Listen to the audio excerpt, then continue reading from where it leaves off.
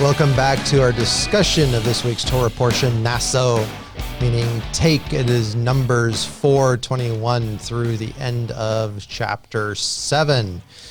Chapter 7 was a slog, let me tell you what. Anyway, but that's where you want to start.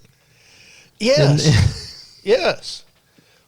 Well, I have this, from a very young age, I had this bad habit of reading the end of a book, and then I'd go back and read the whole book. Yeah. Well, it lets you know where it's going. Right. So many times when I get kind of confused in a Torah portion, I go and read the last paragraph, and then I go back and review the portion again. It lets me know where it's going. Okay. And this is one that it does give me a hint, because you're right, it does seem like it's difficult to struggle through this one. But when we see how chapter 7 ends and this portion ends, 7:89, when Moshe went into the tent of meeting in order to speak with Adonai, he heard the voice speaking to him from above the ark cover on the ark for the testimony. From between the two cherubim, he spoke to them. It reminds me that the whole purpose in all of this was so God was dwelling among them and they could hear from God. Yeah. So then what on earth does the rest of it mean? And yeah, we commented a little bit before we got on the air here, but about the offerings that were brought for the 12 days, and I really got no answers. I wish it did. Mm-hmm. I can say that there is, according to the teachings, there's not an idle word anywhere in the Torah. So there's got to be something there that we're missing. And it repeats it exactly for each one of the princes. They bring exactly the same thing. At least in the English it does. In the English, yeah. And my wonder is in the Hebrew, is there very subtle differences that we're missing in our translation? Yeah. And I don't know. It could be. And you know, one thing to keep in mind, too, is that they would have, a lot of people would have heard this rather than read this. Mm-hmm. And so there is, in the Hebrew, there's poetical stuff. And there's like there's chiastic symmetry, and there's like acrostics and stuff like that, which end up being mnemonic devices. It also a section tends to start and end with the same. So here we have like in verse 12, for instance, he who offered in the first day was Nahshon, the son of Aminadab. I want to transpose that so bad. Of the tribe of Judah. And then it ends with, in verse 17, and this was the offering of Nahshon, the son of Aminadab. And so, you have things bracketing like that. Anyway, so people would have heard this over and over again. So the offerings would have been almost like the verse to a song. Kind of, yeah. With the refrain, yeah. With individual brackets. Yeah. On each verse, which I don't know.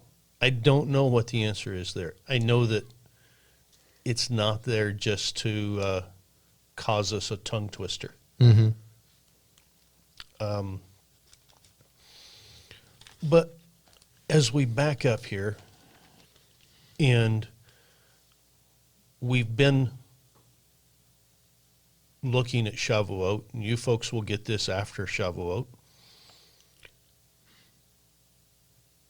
But we're trying to understand what this time is meaning for us. How is it that we get to a point that we can have God dwelling among us? And I see this as all about Messiah, in that Messiah is our path to redemption. Mm-hmm. He's a manifestation of the path of redemption that existed from the garden and existed throughout the Torah and was manifest again 2,000 years ago to remind people that regardless of what the physical was appearing, that there was still a path of redemption. There's still a path, regardless of what's going on in your life, to come before God. And, you know, yes, we're taking a census. Each family has their duties, if you will. Mm-hmm. I found it interesting that those between 30 and 50 years old were the ones that had the physical duties of carrying these loads. And the reason I found that interesting is most of my life I was told, you're not old enough to do what you're doing. Mm-hmm. Well, now I'm hearing, you're too old to do what you're doing. Well, and it's pretty specific to the three families that carried the parts of the tabernacle. Mm-hmm. You know, you basically had one for soft goods, one for hard goods, and then one to carry the furniture. Right. So the Gershonites, the Merarites, and the Kohathites, respectively. And without those specific duties for those specific people, how would the tabernacle have carried on? Mm-hmm. I mean, and we know by experience that if you just get a group of people together and you say, this is what we need done, but you don't give specific people duties, Mm-hmm. well, the restrooms never get cleaned. Right. The dishes never get done. You know, we're people. Mm-hmm. We want to do the pleasing jobs, but this give everybody a specific task. But more than that, it talks about who to expel from the camp. Those who had zarat with discharge, unclean because of touching a corpse. You know, there are certain things that put you outside of the camp, not permanently. Now, it didn't go into detail here of the restoration, but we know from other parts of the Torah that even those that were put outside the camp had a path of restoration. Mm-hmm. But when a man or woman, I'm in chapter 5, verse 5, when he has broke faith with Adonai, he incurs guilt, and he must confess that and be restored. And I see this whole thing as an opportunity to show us more of that path of redemption. Yeah, it is a little bit odd here too. It's like, you know, it's almost talking a little bit vaguely here, because he says he'll confess his sins that he's committed, shall make full restitution for his wrong, adding a fifth to it and giving it to him who did to whom he did the wrong. But if the man has no next of kin to whom restoration may be made for the wrong, the restitution shall go to the Lord for the priest. So adding the fifth part, it's like when you accidentally steal something from Leviticus, Mm-hmm. you know, but you're giving it here to, but here it says if the man has no next of kin, then you give it to the priest, and it's almost like you killed him. Yeah. You either killed him or it came to light after their death. Yeah. It does seem a little vague there. Yeah. But you'd really have to do some research and pull in other parts of the Torah to fully understand that. But I think it's, in my mind, it's giving us a hint at other parts of the Torah so that we recognize that path of redemption. And maybe I'm going in the wrong direction there. Well, maybe the point here is who the contribution goes to. Yes. Because it goes, it goes on, if it has no next of kin, and, go to the priest in addition to the ram of atonement, which is atonement made for him. And every contribution, all the holy donations of the people of Israel, which they bring to the priest, shall be his. Mm-hmm. And everyone shall keep his holy donations. Whatever anyone gives to the priest shall be his. Maybe that's the point. Could be. It's like saying, all of our fines from like speeding and minor larceny or whatever goes into a scholarship fund that, we give to the students, and, that kind of, which is, by the way, what should happen. Just saying. But where the point is not where the fine is coming from, but rather where it's going. Maybe, right. Maybe it's something like that. And that's a good observation, because it does talk about it will belong to the priest. And then it goes into another of the priest's responsibilities. Yeah. And this one specifies more from the people's point of view, it seems to me. And it's the law of jealousy. The thing that gets me excited about this is what is one of the emotions that we as human beings have that once that emotion sets in, reason doesn't seem to matter? Yeah. Well, there's several, but I'm going to go out on a limb here and say jealousy. Yeah. Well, yes, there is several, but this is one that's really high in my mind, because someone that is has a tendency towards jealousy, deserved or not, reason no longer seems to matter. And I find it exciting that God deals with this in a way that jealousy can be settled. Yeah. And I say settled,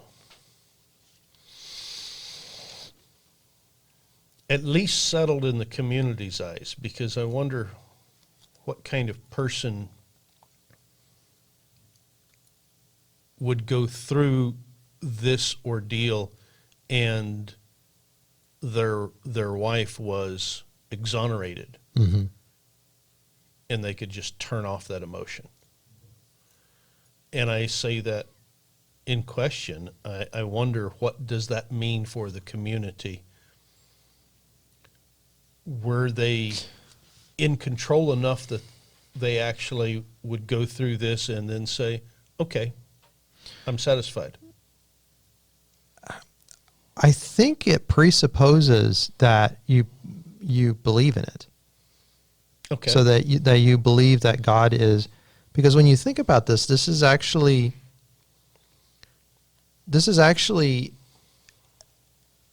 asking a specific question of God. Yes. This is saying, okay, did my wife commit adultery or not? And this is there any other thing in there where God has a specific thing that you can do that essentially inquires a yes or no answer from him, or any other answer? I mean, you had the and the thummim and stuff like that, and they're all nicely mysterious, but it doesn't lay out how you use them. And it certainly doesn't make it available to everybody. Right. It's for Aaron and his sons. Yeah. And they are to divine answers through it, but it doesn't exactly say how. Yeah. This may be the one place where the common person, if you will, mm-hmm.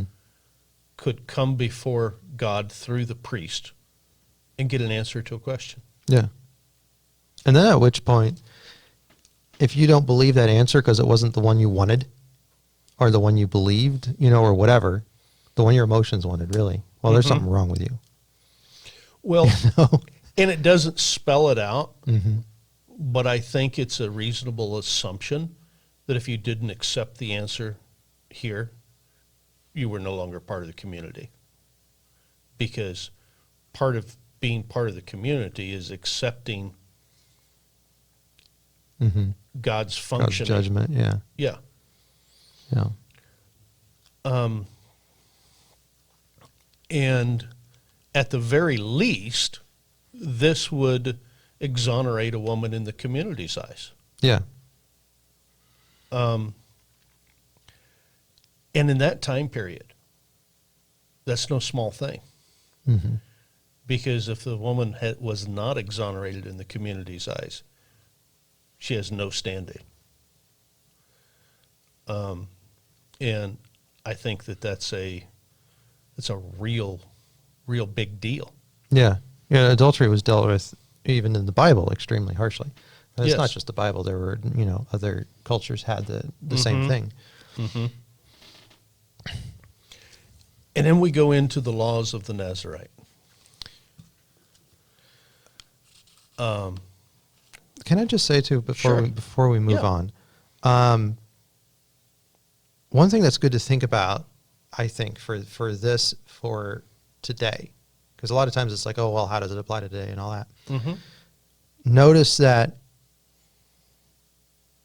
very broadly speaking, what you are supposed to do if you are jealous is to bring it to light, test it, and settle it. Yes. You're not supposed to hide it and let it brood. Which is something that many of us tend to do. And once you hide it and let it brood, It eats you. it does. Paranoia sets in. Mm-hmm. It is not healthy. It really isn't. And So while we can't go and have a priest take dust from a temple floor and have a definitive answer from God and all that, we can go to counseling, or we can go to, some kind of arbiter or, that kind of thing. I've known people that have suspected their spouse and haven't done anything like that. And boy, it's corrosive. yes. It's really corrosive on the inside.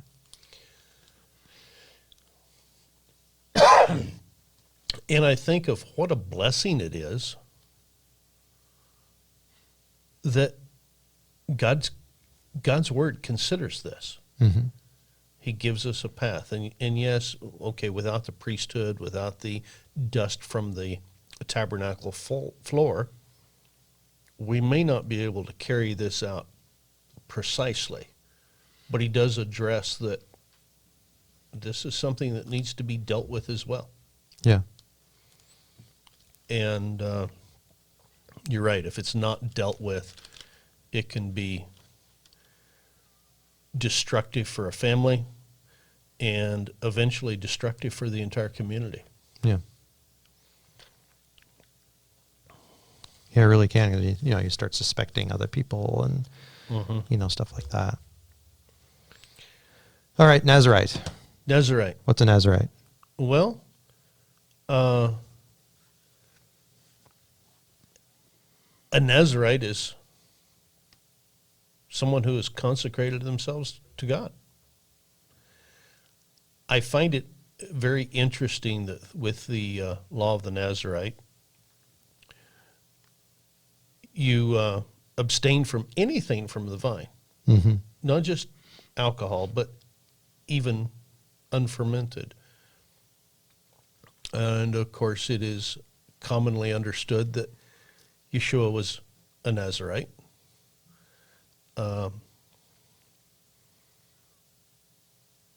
And that was part of the reason he would not take the wine vinegar that was offered at the crucifixion, because he would not take of that cup until he's set with his Father. Well, if he was under a Nazarite vow, he couldn't. But the thing that, and I wish I had this in text, but the thing that that has been shared with me is that the Nazarite was elevated to the same level as the priesthood. They served with the priests because they were consecrated to God. But if they were to suddenly be defiled by a dead body, Now, what do? And there's a path of redemption there as well. Yeah.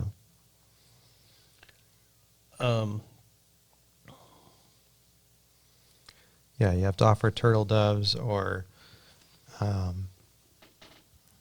young pigeons, and yeah, you basically have to start over. Mm-hmm. But you have the option of starting over. How many times in life do we start over? I'm thinking of,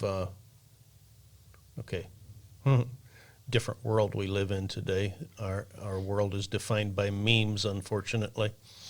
But used to be by quotes, but now today it's memes. But it's not how many times a person falls down that's the measure of a person. Yeah. It's how many times they get up. And that's what this seems to be alluding to, is even, you're taking a Nazirite vow and you have fallen down. That's not, there's a way to start over. It says in chapter 6, verse 12, he's to consecrate to Adonai the full period of his being a Nazir by bringing the male lamb in the first year as a guilt offering. The previous days will not be counted because his consecration became defiled. Mm-hmm. But it's to start back over again. And it is for a period of time. We see the Nazirites. It is arguable of whether or not Samson had a complete Nazirite vow. Mm-hmm. But we see that he wasn't to cut his hair. Yeah. Some insinuate that means that his life was a Nazirite vow. I'm not sure. It does seem that his mother dedicated him to be a Nazirite. But, when you think about it, I mean, and there was that, Mm-hmm. Well, several things come to mind. I mean, one is that he killed a lot of people. Yeah. So there's a lot of people that died next to him, And we don't see that there was a restoration, and we don't see that after that death he shaved his head. Right. So, but look what happens though when he does get caught. Mm-hmm. They shave his head, and he loses his power. He loses his power. And from that point, he's harnessed to the grain mill and whatnot. And he regains his power as his hair grows. Mm-hmm. And he's not doing anything that would defile him as a Nazirite during that time because he's shackled to a beam. So, I don't know. Yeah, I think that was another consecration rather than a Nazirite because of the dead bodies, because of everything there. But this shows us a path for any Israelite to become consecrated to Adonai by choice. Mm-hmm. And if something would happen to break that pattern, a path of restoration to restart it.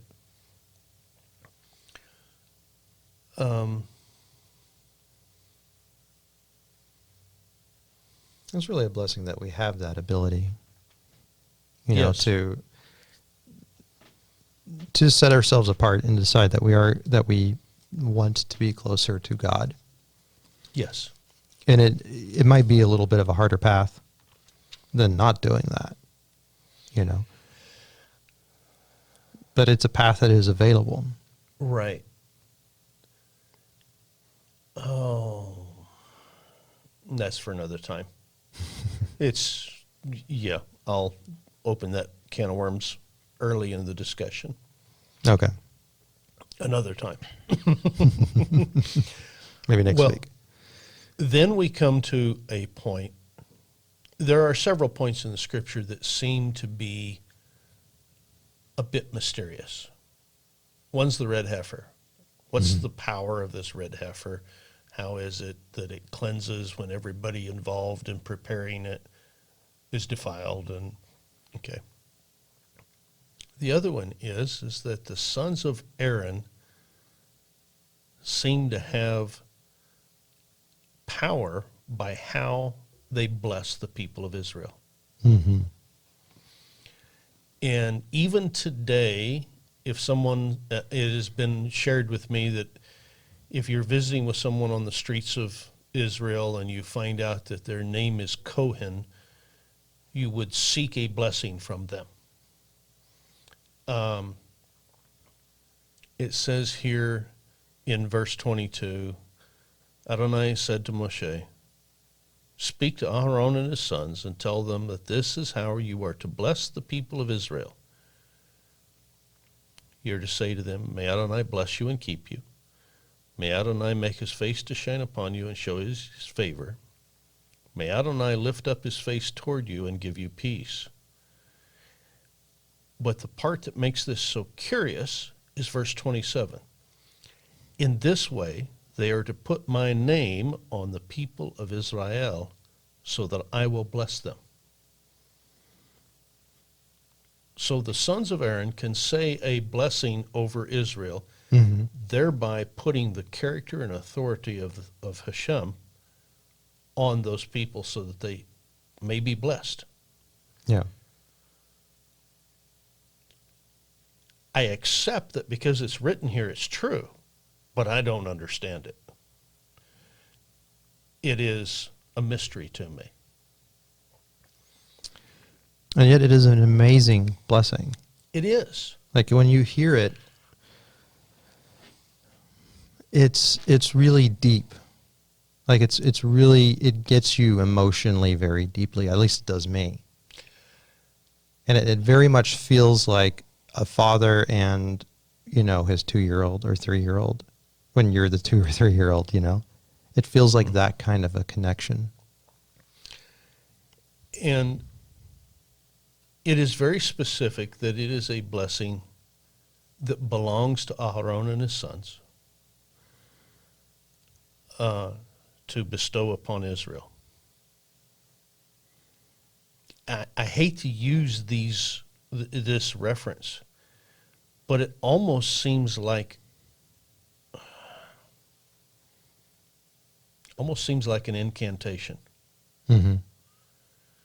If Aaron and his sons would speak these words over you, then you would receive the character and authority of Adonai. Well, let's walk that back a little bit because, you know, an incantation is maybe the defiled wrong version of this. I agree. Because what is it that God did from the very beginning? He created with his spoken word. Yes. And as his children, as people made in his image, we are creative as well, although not remotely to the same level. We are called to be co-creators. Yeah. And Aaron and his sons are called from the people to be the closest to him. And maybe what they're doing here is they are speaking that creation over them.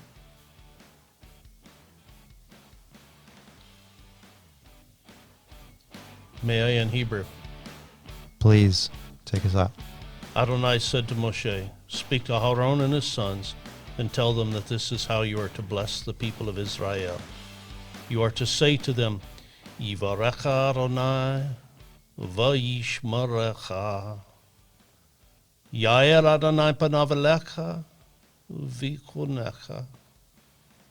Yisa Adonai panav elecha v'yasem lecha. Shalom. Thank you. And thank you guys. See you next week.